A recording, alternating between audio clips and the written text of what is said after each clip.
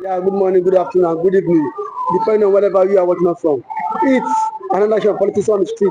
You can subscribe to our YouTube channel, like our videos, please share, comment for more political discourse. Like our videos, please share, comment for more political discourse. Now, yesterday, the place government, the truth is coming out, as the place government has come out to state that Simon Ekpa was allegedly framed, that a certain governor in Nigeria paid money during the fundraising in the Biafra convention to frame Ekpa. Mazi, how can you react to this, sir? Actually, you know that when a huge amount of money enters any country of Europe, as I'm talking to you now, they will at least, underline that as a scam alert or drug, alert or terrorism alert. So that kind of amount was so huge and fat that it raised the ego eyes of Finnish government or police force, and they actually investigated the origin of the money. The money originated from Nigeria, and then again the recipient, yes, and then the recipient in question should be made known to the Finnish government, which was why the recipient, which is Simon Ekpa, was actually, let me say, apprehended. So, to say that the actually origin, the payment made from Nigeria actually was traced. Not even now, not today, not even this month. It was traced to Enugu State, government. It was P.Mb that actually aligned with federal government of Nigeria under the administration of Bola Ahmed Tinubu to do what? To frame Ekpa by roping him. Of course, you should know that Nigeria is the capital city capital city of 419. I mean, advanced fee fraudster in the world. Do you know why? They actually know that if they throw that money, it is going to attract the ego eyes of Finnish government, and they did it successfully. Ekpa went for the money. Actually, Biafrans are contributing money daily, weekly, monthly, even hourly to to facilitate the Biafra agitation, business, and that was why that money was successfully remitted into Biafrans in diaspora's account. They have one single account from where they receive money, donations. Donors all over the world are sympathizers. Who are they? The Igbos and the other sister tribes of Igbos along the coastal line of Biafra. They always pay in money into that account, and Nigeria government cling on that as an excuse to make sure that the young boy Ekpa was roped, and actually he was roped in. Now Finland found out then the truth, which was why he was abruptly released in the first place, then again rearrested. Now they keep it as an evidence, and Nigeria being what it is, they actually think that Finland forgets so easily. They are not going to look at that angle, and currently it has sprung up that Finland government has made the investigation. After concluding their investigation, they found out that that money was the key reason why Ekpa was framed. And now they find out that the money is not for Ekpa, it's for Nigerian government, who wanted to use that as a bait, as an excuse to arrest Ekpa. And Ekpa was apprehended and left. And I'm telling you, very soon Ekpa will go back to his social media handle and begin his business. But Mazi, in spite of it now that the truth is now coming out, now yesterday, I think on Tuesday, Simon Ekpa line was his line of communication Was restored. Yeah. So Mazi, what do you think? Do you think this issue that was framed as is now the truth is now revealing itself? Yes, the truth has been rumored to have revealed in the past, and actually because of the popularity of this case, it seems as if Finlandian region are not following that truth, that evidence, actually, that it was evidential that this young man was not a crook. He wasn't in any way sponsoring either drug rings or a band of bandits or assassins and even terrorists. And this time around, the truth has begun to crawl out from its shell, because Nigerian government can no longer, deceive the world, not only Finland, even the United Nations, that they are not the one orchestrating insecurity that is largely going on now in southeastern Nigeria. Nigerian government are the one. As they threw in that money, that is how Nigerian government has been throwing in money into the accounts of various assassins, political profiteers, terrorist organizations like headers, Fulani kidnappers in the southeastern Nigeria. And let me tell you that Hope Uzodinma is involved. He has formed his own security outfits over the years. Ebubago, in conjunction with Dave Umahi when he was governor of Ebonyi State. What's the name of this man from Anambra? Obiano. You know when Obiano was? Yes, William Obiano. They are all the one. They are among the governors that formed Ebubago. Then we talk about what's the name of the man? P.Mb. The current P.Mb is among. You know, he was just newly elected last year. He was among. He joined the chorus. So what we are trying to say is, now that Finland government has found out the truth, how Ekpa was framed into, sponsoring insecurity in southeastern Nigeria, and this will actually spell the final arrangement to let him go, so that he will go back to his social media, platform, and then again his broadcast. His number is now on. They have at least, untouched his number. So Ekpa's business of agitation, commentary on social media, canvassing more alliance. Other nations of the world. Balkanizations for the newly born, Biafran nation on the continent of Africa. Ekpa will embark on that. Ekpa will embark on his business. So, and that ministry, as a prime minister of Biafra, he will assume office very soon.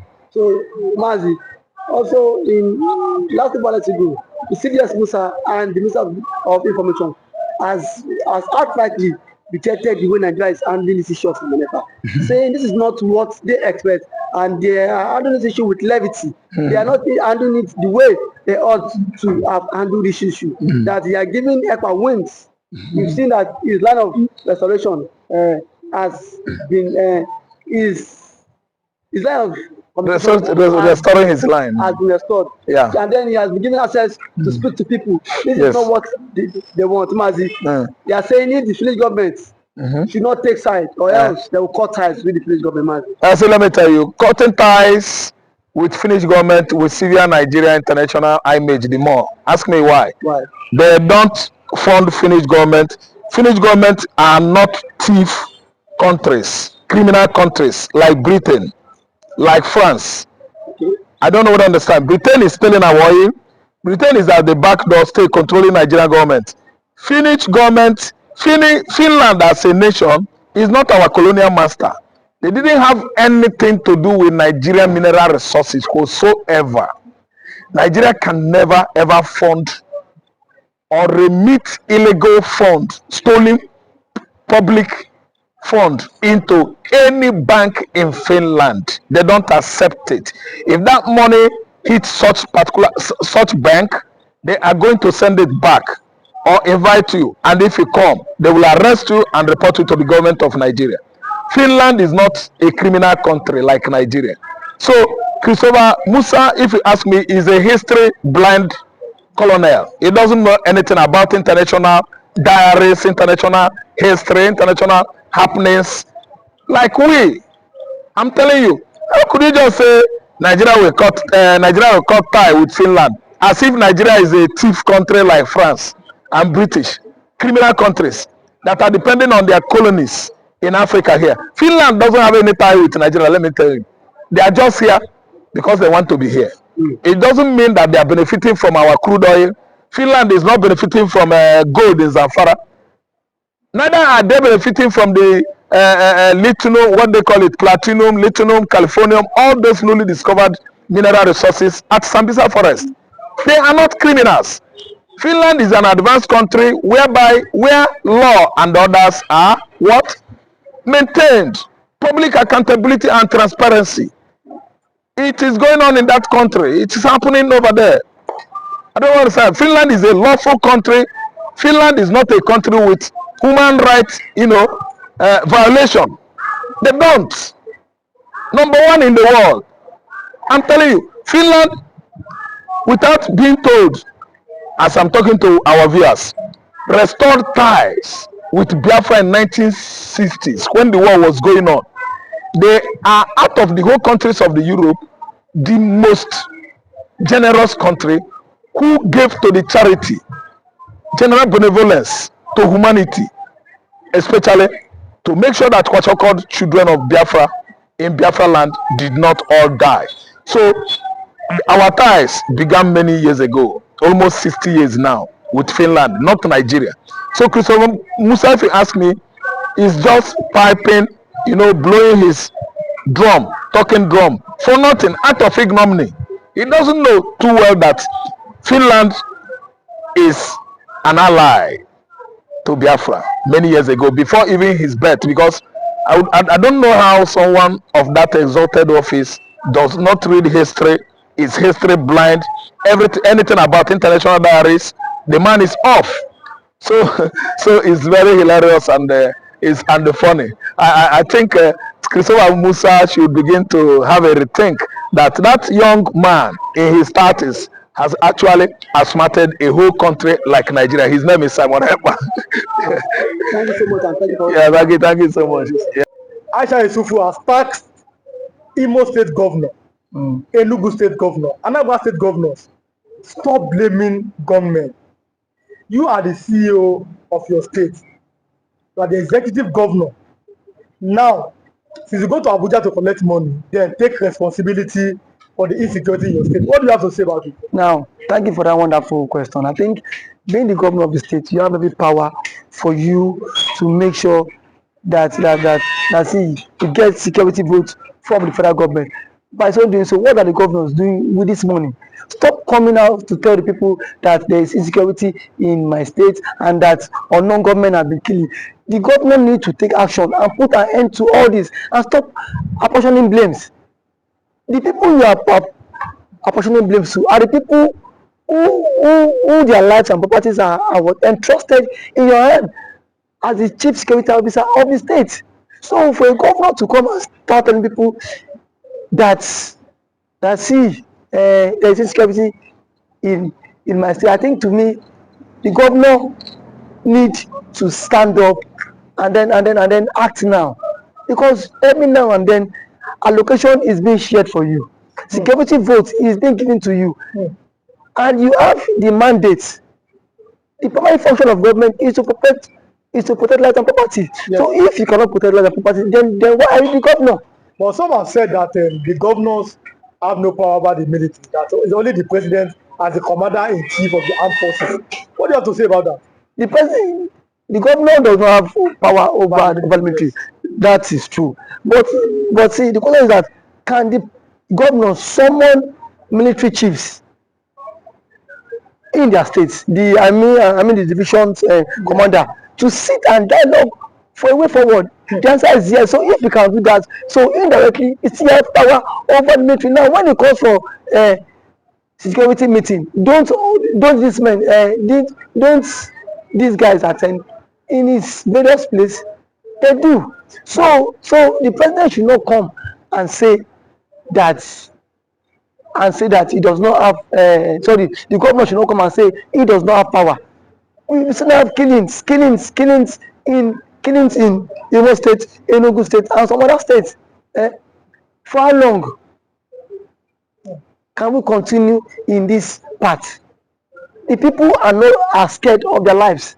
The people cannot even access government, access those who they claim to be electorate.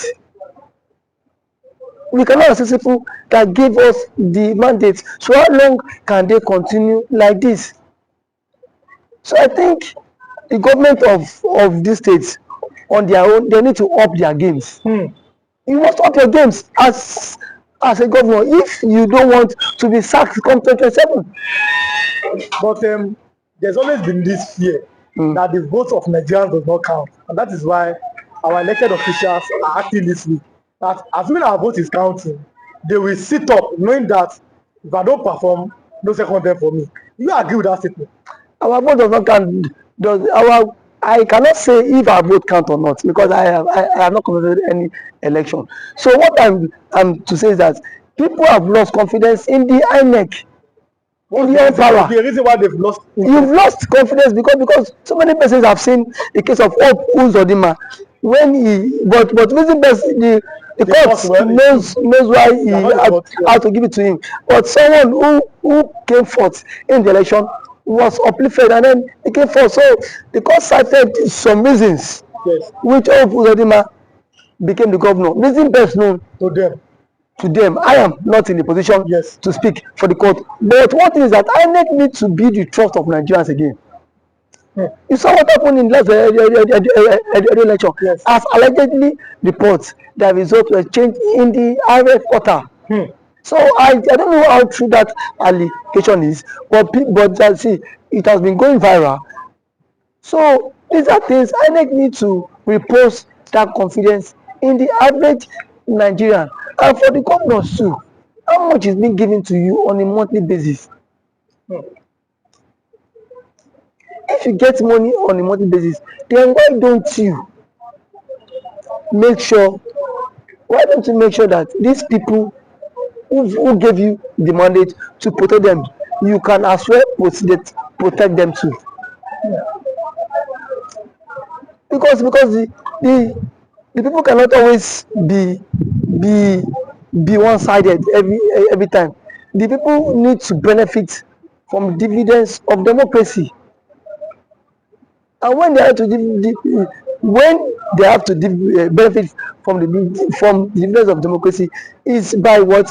By inclusive governance. The people need to feel the government impact. Not every time you come on here and say on government has attacked the people, you come and start creating fear.